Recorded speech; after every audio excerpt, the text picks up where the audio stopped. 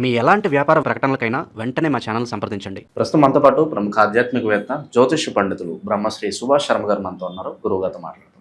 నమస్కారం గురుగారు. శ్రీమాత్రేనమండి. గురుగారు, ఏప్రిల్ మాసం విశేషంగా కర్కాటక రాశి వాళ్ళకి ఎలాంటి పరిస్థితులు ఎదురవబోతున్నాయి?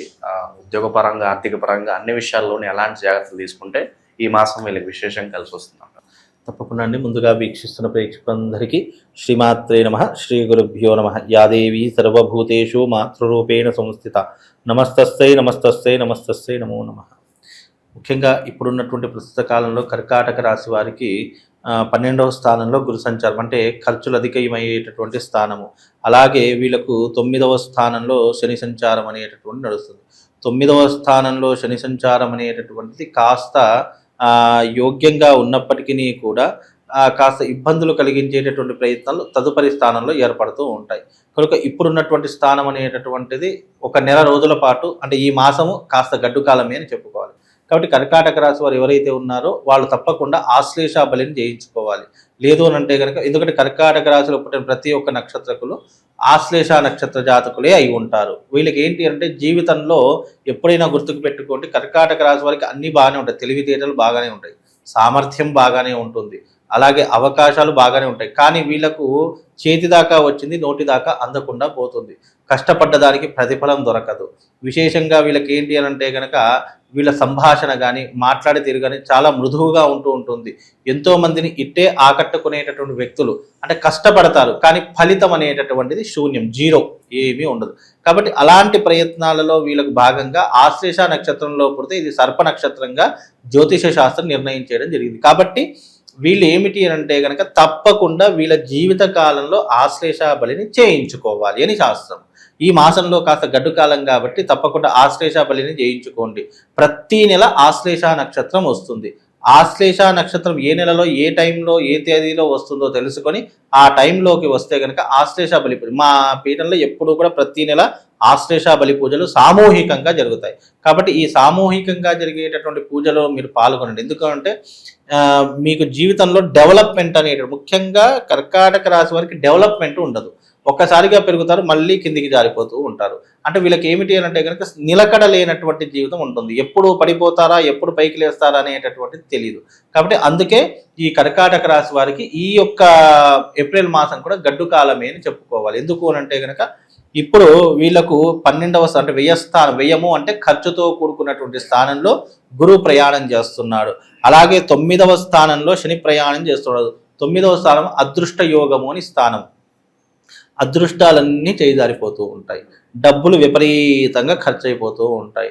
ఇక ఏం చేద్దామన్నా కూడా కొద్దిగా కష్టకాలమైనటువంటి పరిస్థితి. మోసం చేసే వాళ్ళు కూడా ఎక్కువ అవుతూ ఉంటారు, మోసపోతూ ఉంటారు, మోసం చేస్తూ ఉంటారు. లేదు అంటే వీళ్ళు అనవసరమైనటువంటి నిందలు అనుభవిస్తూ ఉంటారు. అంటే నిలకడగా ఒక మాట మీద లేనటువంటి స్థితిలో ఉంటూ ఉంటారు.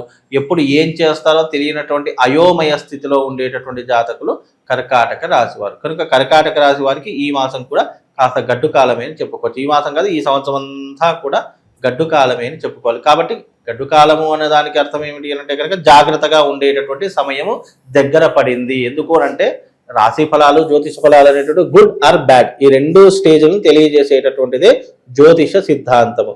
నువ్వు గుడ్గా ఉన్నప్పుడు, అంటే నీ యొక్క అదృష్టం బాగున్నప్పుడు నువ్వు ఏం చేసినా కలిసి వస్తుంది.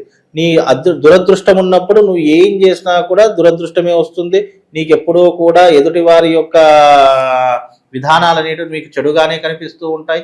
మన టైం బ్యాడ్గా ఉన్నప్పుడు మనం మంచి చేద్దామనుకున్నా అక్కడ మనకు చెడే ఎదురవుతూ ఉంటుంది. కాబట్టి మనం ఎప్పుడైనా జ్యోతిష ఫలితాలు రెండే క్యారెక్టర్, గుడ్ ఆర్ బ్యాడ్. గుడ్గా ఉన్నప్పుడు నువ్వు ఏదైనా చేయు, బ్యాడ్గా ఉంటే మాత్రం కొన్ని జాగ్రత్తగా చేసుకునేటువంటి పరిస్థితులు ఏర్పడతాయి. కనుక కర్కాటక రాశి వారు ఎవరైతే ఉన్నారో నేను చెప్పినటువంటి పరిహారం చేయించుకుంటే బాగుంటుంది. ఇలాంటి గడ్డు కాలాన్ని అధిగమించడానికి మనకి దైవబలం కూడా చాలా అవసరం. తప్పకుండా పరిహారాలు చేయాలి, తప్పకుండా దైవబలం అనేటటువంటిది కావాలి. కర్కాటక రాశిలో పుట్టిన వాళ్ళు ఆశ్లేష బలిని చేయించుకోండి. ఆశ్లేష బలితో పాటు రాబోయేది అక్షయ తృతీయ. అక్షయ తృతీయ రోజున ధనాకర్ష తత్రయాగంలో పాల్గొనే ప్రయత్నం చేయండి. తద్వారా మీకు ఎంతో కొంతవరకు ఉపశమనం కలుగుతుంది. ఆర్థికపరమైనటువంటి లావాదేవీల నుంచి కాస్త వరకు ఉపశమనం కలిగేటటువంటి అవకాశము ఈ యొక్క కర్కాటక రాశి వారి యొక్క జీవితంలో ఏర్పడుతుంది. విద్యార్థుల పరంగా చూసుకుంటే వాళ్ళకి ఎలా ఉంటుంది అంటారు? డిసప్పాయింట్మెంట్ అంటారా, లేదంటే పర్వాలేదు? ముఖ్యంగా విద్యార్థులకు గనక చూసుకున్నట్టయితే విద్యార్థులకు కూడా పెద్ద చెప్పుకోదగ్గటువంటి పరిస్థితులు అయితే కనిపించట్లేదు. విద్య మధ్యలోనే ఆగిపోయేటటువంటి పరిస్థితులు ఏర్పడతాయి. విద్య కంటే ఎక్కువ పని చేద్దాము అనేటటువంటి ఆసక్తి పెరిగిపోతూ ఉంటుంది.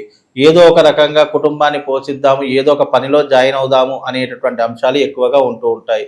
తద్వారా వీళ్ళకి ఏమిటి అని అంటే కనుక విద్యాభంగం ఏర్పడడం, లేదు అంటే ఒక ఊరు నుంచి ఇంకో ఊరికి వెళ్ళడము, లేదా చదువు రీత్యా కొన్ని ప్రయత్నాలు చేయడము, ఇలాంటివి జరుగుతాయి. కానీ పెద్ద ఆశించినటువంటి ఫలితాలు అయితే విద్యార్థులకైతే లేవండి.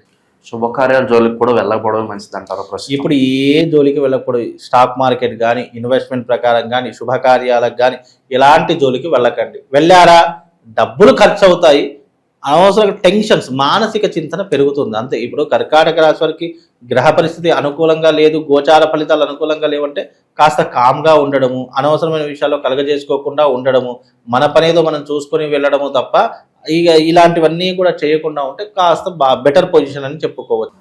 ప్రస్తుత కాలంలో ఏదో చిన్నపాటి లోన్ తీసుకున్నా కొంత వ్యాపారం ఏదైనా స్టార్ట్ చేద్దాం అనుకుంటూ ఉంటారు. మరి అది ఎంతవరకు బెటర్ అంటే? ఎన్ని వ్యాపారాలు పెట్టినా కర్కాటక రాశి వారికి ఈ సంవత్సరము, ఈ నెలలో కానీ, ఈ సంవత్సరం అంతా కానీ గడ్డు కాలమే.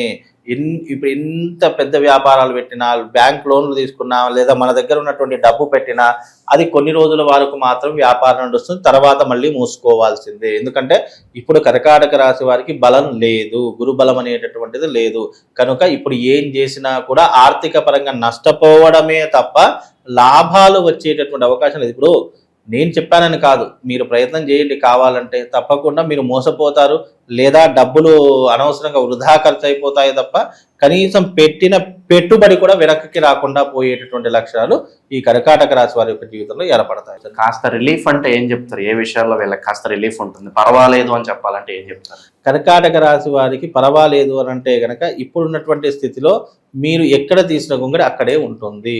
మీకు ఉద్యోగ రీత్యా కావచ్చు, వ్యాపార రీత్యా కావచ్చు, లేదు అంటే ఇతర వ్యవహారాదుల రీత్యా కావచ్చు, కాస్త ఇబ్బందికరంగానే ఉంటుంది. కాబట్టి ఏ పని చేయాలనుకున్నా, ఏ పెట్టుబడులు పెట్టాలనుకున్నా, శుభకార్యాలు చేయాలనుకున్నా మీరు తప్పకుండా ఒక జ్యోతిష్కుని సంప్రదించుకోండి. బికాజ్ ఎందుకు అంటే మీకు మంచిదా కాదా సజెస్ట్ చేస్తాడు. రెండవది, చేస్తే ఏమవుతుంది, దీనివల్ల మనకేమైనా ప్రయోజనం కలుగుతుందా లేదా అనేటటువంటి అంశాలు కూడా చెప్తాడు. కాబట్టి మీరు ఏం చేయాలన్నా ఒక్కసారి మీ గురువునా, లేదా మీ దగ్గర ఉన్నట్టు పురోహితున్నా, లేదా మన పెద్దవాళ్ళనా, లేదా మనకు అయిన వాళ్ళన ఒక్కసారి సంప్రదించి ఈ పనులన్నీ కూడా చేసుకునే ప్రయత్నం చేసుకుంటున్నారు. వీళ్ళకి ఏదన్నా ఒక మంత్రం చెప్తారు గురుగారు, ఈ గడ్డు కాలంలో కాస్త ధైర్యాన్ని పుంజుకుని జీవితంలో ముందుకు వెళ్ళడానికి ఎటువంటి మంత్రం వీళ్ళు జపించుకుంటే బాగుంటుంది?